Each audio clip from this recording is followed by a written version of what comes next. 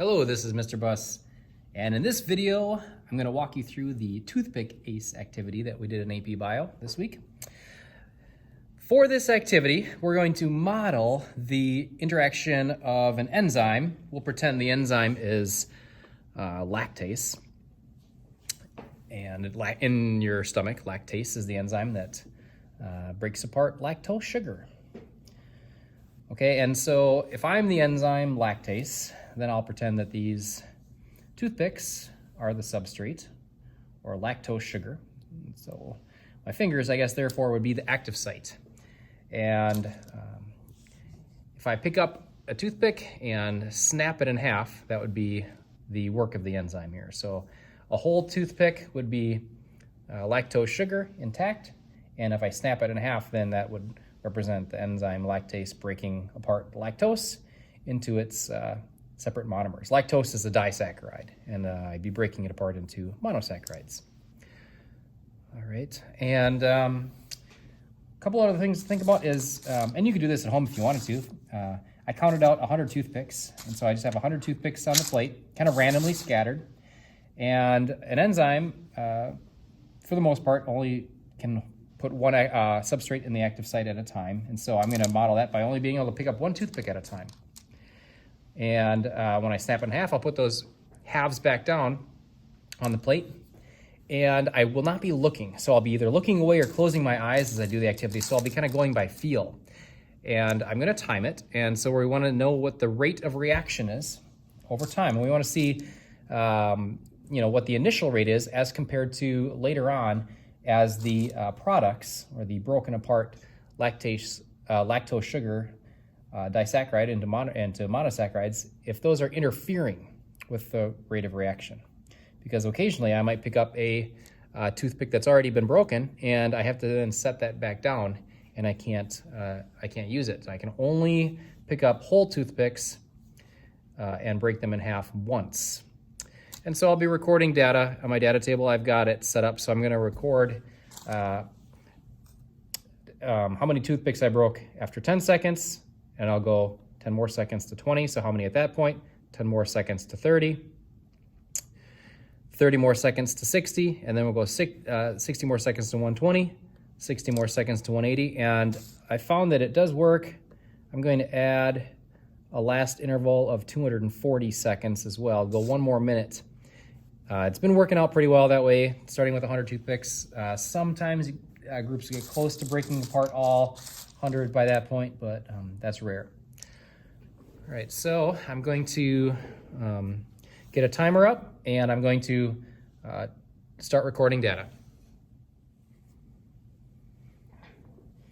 So on this first run, I'm going to go for 10 seconds.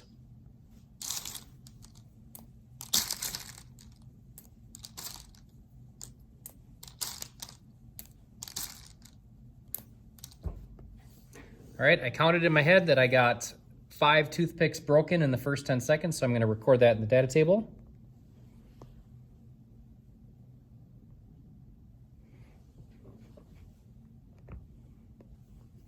Now I'm going to go another 10 seconds.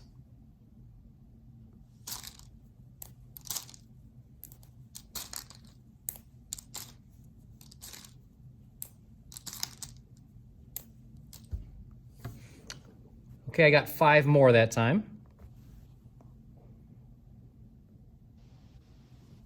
Now I'm going to go 10 more seconds.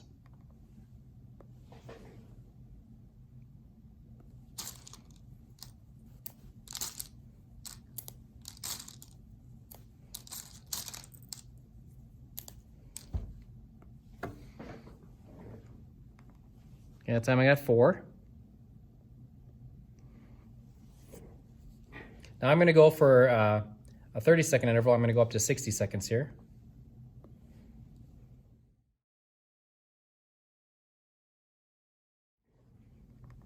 Okay, I got 13. I'm going to go for a total of 60 more seconds up to 120.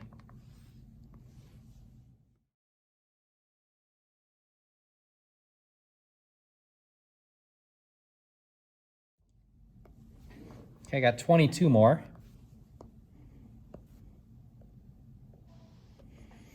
I'm gonna go for another 60 seconds to 180.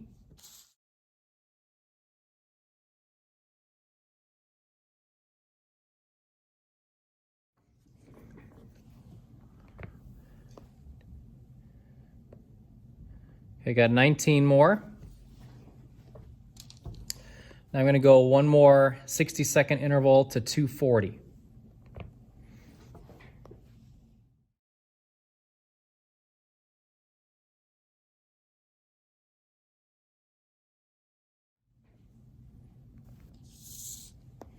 I got 13 more that time. All right, now I gotta kind of clean up my data here. I've got to take a look. The number of toothpicks broken total is what I want here. So 5 is what I got the first 10 seconds. 5 plus 5 is 10. 10 plus 4 is 14. 14 plus 13 is 27. 27 and 22 is 49. 49 and 19, 59, 68. And 68 and 13 is 78, 81. Okay, so I'm not going to do a average, just running this kind of individually here right now. So I'm going to go ahead and have you then graph this, graph the number of toothpicks broken versus time. So that means, since it's versus time, time in seconds goes on the x-axis.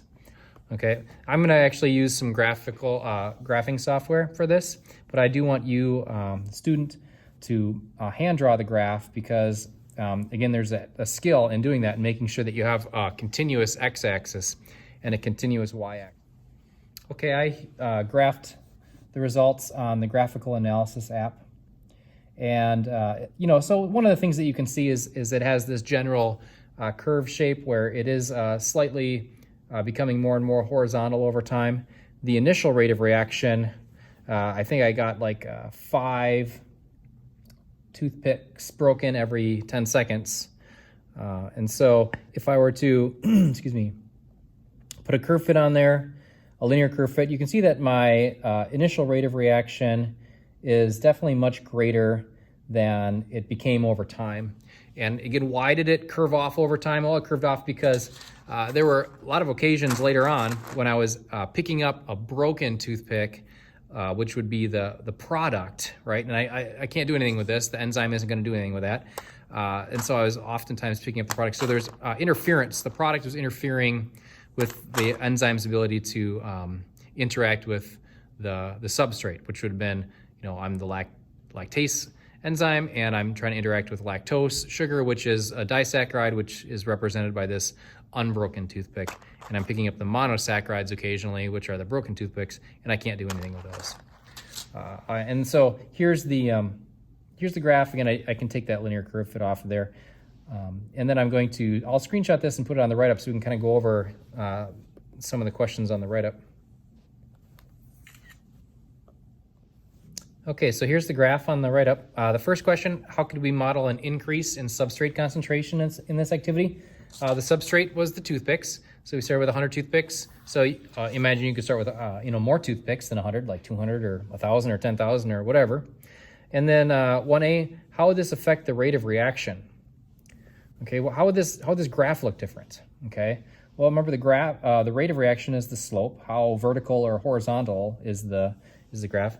And the initial rate of reaction was pretty rapid, as I talked about earlier. And so even if we had more toothpicks or more substrate, the initial rate of reaction should be pretty similar. I should be able to get about 5 toothpicks broken in that first 10-second mark, no matter how many toothpicks I start with. I don't think I picked up any half or broken toothpicks initially because there really weren't that many, and it was unlikely. It would just not taper off as quickly. Okay, and then number 2, how could we model an increase in the enzyme concentration? Well, remember that I was the enzyme, and so I'm sitting in the room here by myself doing this activity. If I had someone else with me, we could both be enzymes, so to speak, and be breaking the toothpicks. What would this look like? Well, if I doubled, let's say I had someone helping me, if I doubled the number of enzymes, I would probably double the initial reaction rate. And so this is 2A. It would be a more vertical slope. Number 3, without injuring me, how could we model the effect of an environmental change that denatures the enzyme? So I could wear gloves, I could maybe only use one hand, and affect the active sites or something like that. And how would this affect the rate of reaction? Probably the rate of reaction would be decreased in that situation. If I only used one hand, or if I had gloves on, wouldn't have quite the dexterity. Number 4, what would have happened to the rate if we changed the temperature to something outside the optimal range? If it snowed outside yesterday, and so if I were to go outside and put my hands in the snow for a while, they would cool off, and in doing so, they would slow down. And so if we have, so temperature can certainly affect the rate of reaction. If the temperature decreases, the rate of reaction would decrease as well and be a more horizontal slope. All right, that concludes the Toothpickase activity. Go ahead and make sure you answer the questions. You should have your own hand-drawn graph on here, but you would and then add your own lines to that as well. So go ahead and submit the activity when you're done, and that's it. Hope that was helpful.